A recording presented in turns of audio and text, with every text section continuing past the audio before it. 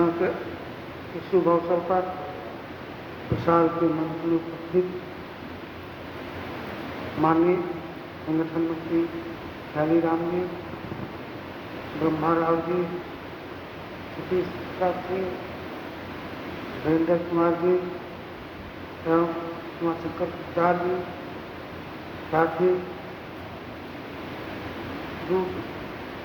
विभाग से आए हुए सभी पदाधिकारी बंधुओं एवं प्रशिक्षित बंधुओं एवं बहनों, आप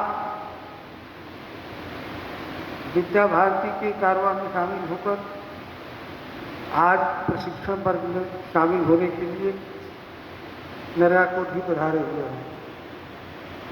कलाकुरिया विद्यालय की तरफ से मैं सभी का हार्दिक अभिनंदन करते हैं, स्वागत करते हैं और हम आशा करते हैं कि प्रशिक्षण वर्ग में शामिल होकर आप विद्या भारती के दिशा निर्देश के अनुरूप अपने को ढालने का प्रयत्न करें। आप बहुत ही सौभाग्यशाली हैं कि आप विद्या भारती के इस योजना में शामिल हुए हैं और इसके लिए प्रशिक्षण वर्ग के लिए यह स्थान आपको उपलब्ध हुआ है। आंध्र प्रदेश भारतवर्ष का बहुत ही प्राचीन और प्रतिष्ठित स्थान रहा है। मैं चूँकि आयुर्वेद महाविद्यालय से संबंधित हूँ और मैं बार बार कहता हूँ कि आंध्र प्रदेश आयुर्वेद का तीर्थ स्थल रहा और जीवन को स्वस्थ रखने के लिए चिकित्सा का सबसे बेहतरीन स्वरूप आयुर्वेद रहा और आप आज शिक्षा विभाग की दूर करके आप आज यहाँ आए। किसी भी व्यक्ति को ढालने के लिए दो विधाएं होना आवश्यक है, एक शिक्षा और एक स्वास्थ्य। शिक्षा और स्वास्थ्य को हमारे संविधान में निःशुल्क उपलब्ध कराने का संकल्प लिया गया है और यह एक जीवन का बहुत ही महत्वपूर्ण दोनों अंग है। लेकिन दुर्भाग्य है कि स्वतंत्रता के बाद ये दोनों विभाग स्वास्थ्य और शिक्षा हमेशा ही प्रयोग एवं प्रशिक्षण का विषय बनकर है।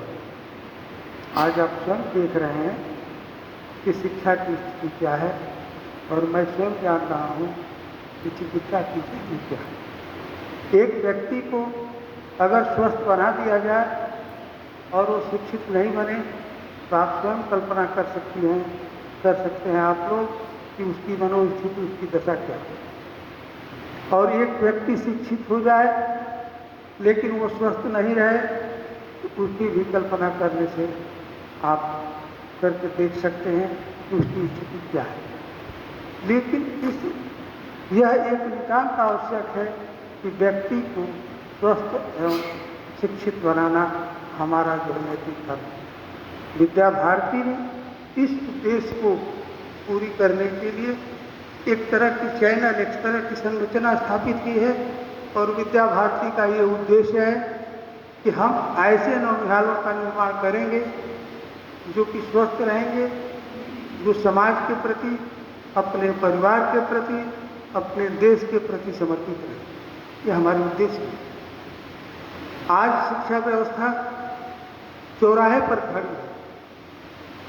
हम दिशा नहीं तय कर पा रहे हैं कि हम व्यक्ति को, हम अपने बच्चे को क्या शिक्षा दें। आज की शिक्षा अर्थोपार्जक शिक्षा होकर रह गई है। लेकिन गर्व के साथ मैं कहना चाहूँगा कि विद्या भारती का उद्देश्य अर्थोपार्जन नहीं है।